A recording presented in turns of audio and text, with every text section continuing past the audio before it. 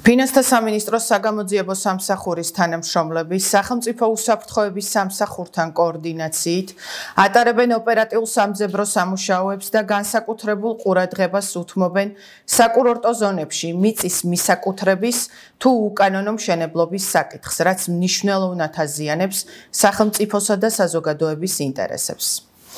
გუშინ 2025 წლის 7 ნოემბერს ჩვენმა თანამშრომლებმა დიდი ოდენობით უკანონო შემოსავლის ლეგალიზაციის ფაქტზე კრისტალ ჯგუფის ხელმძღვანელი პირი დააკავეს.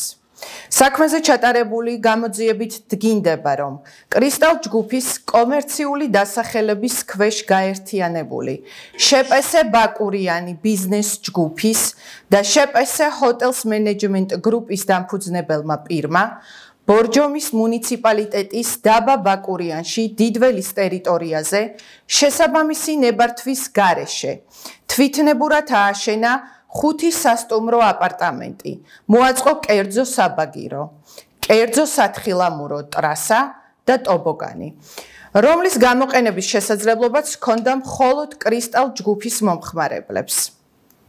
უნებართვად აშენებული სასტუმრო აპარტამენტების რეალიზაციის შედეგად უკანონოდ მიღებულმა შემოსავალმა რამდენიმე ათეული მილიონი ლარი შეადგინა.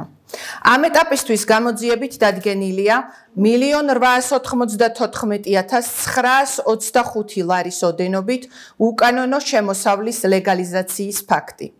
საქმეზე გამოძიება ინტენსიურად გრძელდება კრისტალ ჯგუფის დანაშაულებრივი საქმიანობის შესწავლის, მათთან შესაძლო კავშირში მყოფი პირების, მათ შორის დანაშაულის ხელშემწყობის საჯარო მოხელეების დადგენის და მხილების მიზნით.